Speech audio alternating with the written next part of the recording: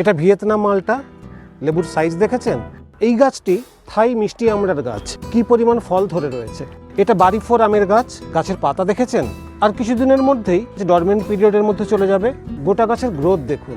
এই মুহূর্তেও গাছ ভরে ফুল এসেছে।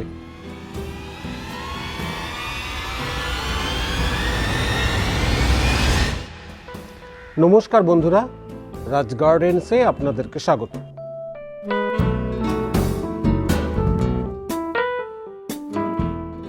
একটি জিনিস ব্যবহার করে কিভাবে 3 রকম তরল সার তৈরি করব, যে তরল সার গাছের ওভারঅল বৃদ্ধিতে, যেমন শিকড়ের বৃদ্ধি, কাণ্ডের বৃদ্ধি, ফুল ফল আসা এবং ফল বড় করা, ফলকে সুন্দর স্বাদের করা, সব রকম সাহায্য করবে এই 3টি তরল সার।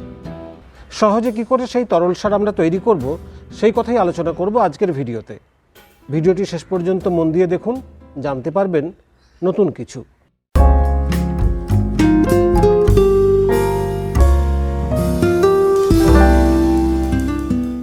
আমার বিভিন্ন ভিডিওতে গাছের খাবার সংক্রান্ত বিভিন্ন প্রোডাক্ট নিয়ে অনেক সময় আলোচনা করি, তাদের নাম বলি।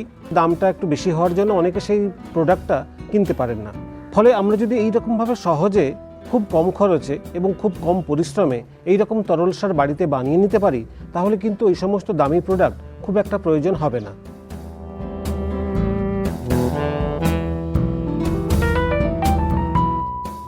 এবার বলি যে তরল সারটি যে জিনিস দিয়ে তৈরি করব সেটা কি। সেটা হলো সরষের খোল। 3 রকমের জিনিস এই সরষের খোলের সঙ্গে মিশিয়ে 3 রকম আলাদা আলাদা তরল সার তৈরি করতে পারি, যে তরল সার অন্য যে কোনো তরল সারকে ছাপিয়ে যাবে এবং সেই তরল সার গাছের বৃদ্ধিকে একটা অন্য মাত্রায় নিয়ে যাবে।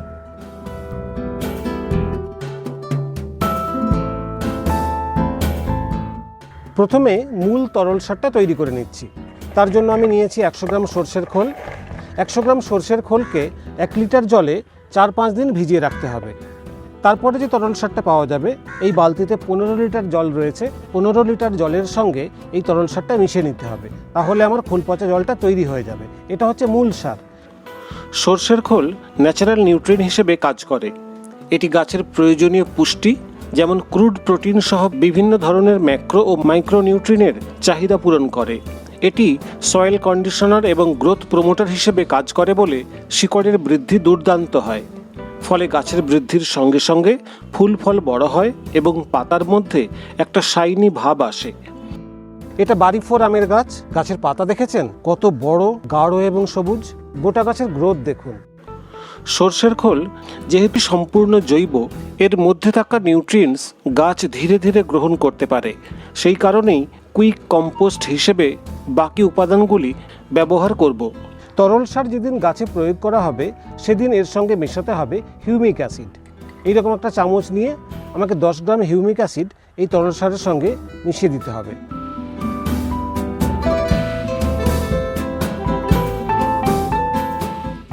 এই হিউমিক অ্যাসিড আগে থেকে ভিজিয়ে রাখার কোনো দরকার নেই, সঙ্গে সঙ্গে দিলেও এটা ভালোভাবে জলের সঙ্গে মিশে যাবে। এবার এই তরল সারটা আমাকে প্রয়োগ করতে হবে। হিউমিক অ্যাসিডকে এক কথায় বলা যায় গাছের খিদে বাড়ানোর ওষুধ। এটি সয়েল কন্ডিশনার হিসেবে যেমন কাজ করে, তেমনি মাটিতে কার্বনের পরিমাণ বাড়ায়। ফলে মাইক্রোবসের কার্যক্ষমতা বৃদ্ধি পায়, শিকড়ের গ্রোথ ভালো হয় এবং শিকড় মাটি থেকে নিউট্রিয়েন্টস দ্রুত গ্রহণ করতে পারে। এছাড়া বিভিন্ন ট্রেস থেকে গাছকে রক্ষা করে। হিউমিক অ্যাসিড নিয়ে বিস্তারিত আলোচনা আগের একটি ভিডিওতে করেছি, আপনারা সেই ভিডিওটি দেখে নেবেন। এটা ভিয়েতনাম মালটা। লেবুর সাইজ দেখেছেন? এই লেবু আকারে অনেক বড় হবে। এই গাছটি থাই মিষ্টি আমড়ার গাছ। কি পরিমাণ ফল ধরে রয়েছে। কামরাঙা গাছের মতো আমড়া গাছও আর কয়েকদিনের মধ্যেই ডরমেন্সিতে চলে যাবে। গাছে একটাও কোনো পাতা থাকবে না, শুধু ফলগুলো ঝুলে থাকবে।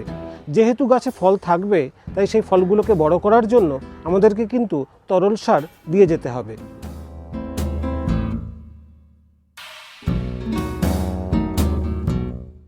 হিউমিক অ্যাসিড মেশানো তরল সার গাছে প্রয়োগ করার 20 দিন পর আমাকে দিতে হবে দ্বিতীয় তরল সার। তার জন্য যেটা লাগবে সেটা হচ্ছে ডিএপি। সরষের খোল এবং জলের পরিমাণ আগের মতোই থাকবে। মূল তরল সারটা তৈরি করে নেওয়ার পর আমাকে মেশাতে হবে 5 গ্রাম ডিএপি। এই ডিএপিটা চট করে জলে গলে না, তার জন্য গাছে প্রয়োগ করার আধ ঘন্টা আগে অল্প জল দিয়ে এটাকে ভিজিয়ে রাখবেন। জলে ভিজিয়ে রাখার পর তরল হয়ে গেলে পরে মূল তরল সারের সঙ্গে মিশিয়ে দিতে হবে। ডিএপি হলো ডাই অ্যামোনিয়াম ফসফেট। এই সারের মধ্যে গাছেদের প্রধান দুটি খাবার রয়েছে, 18% নাইট্রোজেন এবং 46% ফসফরাস। এটি একই সঙ্গে গাছের নাইট্রোজেন এবং ফসফরাসের চাহিদা পূরণ করে। এই সার গাছের ভেজিটেটিভ গ্রোথ ত্বরান্বিত করে, বিশেষ করে আর্লি স্টেজে শিকড়ের গ্রোথ ভালো হয়, ফুল ফল গঠনে সাহায্য করে, ফল এবং সবজির সাইজ বড় এবং পরিপক্ক করে তোলে, অসময়ে গাছের পাতা হলুদ হয়ে যাওয়া বন্ধ করে। আমি যেখানটা দাঁড়িয়ে রয়েছি এখানে যে সমস্ত লেবু গাছ রয়েছে এর কোনোটার বয়স 6 মাস। এই যে বাঁদিকের গাছগুলো রয়েছে এগুলো এখনও 1 বছর হয়নি। গাছগুলো ভালো করে দেখলে বোঝা যাবে যে গোড়া থেকে একদম ওপর পর্যন্ত প্রত্যেকটি পাতা একদম নিখুঁত গাঢ় সবুজ এবং ডালপালা ভর্তি প্রত্যেকটা গাছ। গাছের পাতা যখন এরকম এত সবুজ এবং সতেজ থাকবে সেই পাতা দেখে আপনি বুঝবেন যে আপনার গাছ ঠিকঠাক আছে, কোনো রকম কিছু অভাব তার হচ্ছে না। এই সমস্ত গাছেই ফেব্রুয়ারি মার্চের দিকে একদম ডাল ভেঙে ফুল চলে আসবে।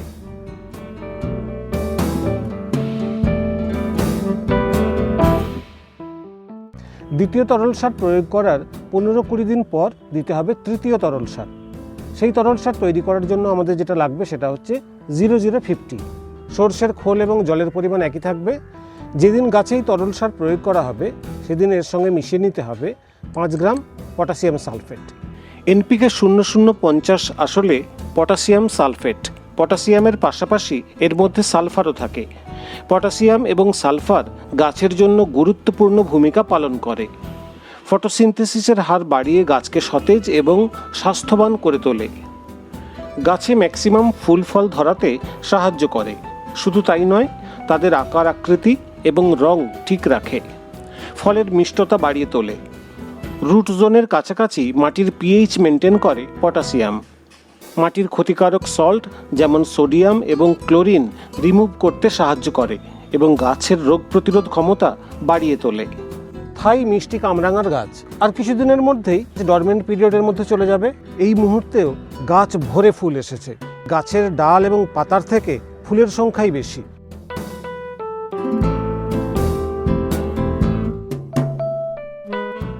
এই তরল সার ব্যবহার নিয়ে আরও কিছু কথা জেনে নিন। তরল সারের সবথেকে বড় সুবিধা হলো মিক্স ফার্টিলাইজারের থেকে এই সার দ্রুত গাছ গ্রহণ করতে পারে, ফলে ফলটাও দ্রুত পাওয়া যায়। সর্ষের খোল একটু পুরনো হলে ভালো হয় এবং ভালোভাবে পচিয়ে নিতে হবে। বিকেলের দিকে মাটিতে প্রয়োগ করতে হবে। তার আগে সকালে ভালো করে জল দিয়ে ভিজিয়ে রাখতে হবে টব বা গাছের গোড়ার মাটি। টবের মাটি যদি টাইট হয়ে বসে থাকে সার প্রয়োগ করার আগে উপর থেকে এইভাবে আলগা করে নিতে হবে। এই তরল সার কেবল মাটিতেই প্রয়োগ করতে হবে, গাছে স্প্রে করা যাবে না। সিজনাল শাকসবজি এবং ফুলে যেমন এই সার প্রয়োগ করা যাবে তেমনি পার্মানেন্ট যেসব গাছে ফুল ফল রয়েছে তাতেও দেওয়া যাবে। আমার পেছনে এবং দুপাশে যে সমস্ত ফুলের গাছ দেখতে পাচ্ছেন এগুলো সব স্থায়ী ফুলের গাছ। এই শীতে আমরা যে সমস্ত মরশুমি ফুল লাগাবো বা যে সবজি করব সেই সমস্ত সবজি গাছে এবং সেই মরশুমি ফুলের গাছে কিন্তু এই তরল সার প্রয়োগ করা যাবে। তবে গাছের বয়স 15 থেকে 20 দিন হয়ে যাওয়ার পর এই তরল সার প্রয়োগ করতে হবে এবং রেজাল্ট যে দুর্দান্ত মিলবে সেটা তো বলাই বাহুল্য। আপনারা যারা আমার ভিডিও দেখেন তারা সবাই সে কথা জানেন এবং আমি যেটা ব্যবহার করে ভালো ফল পাই সেটাই আমি আপনাদের সঙ্গে শেয়ার করি।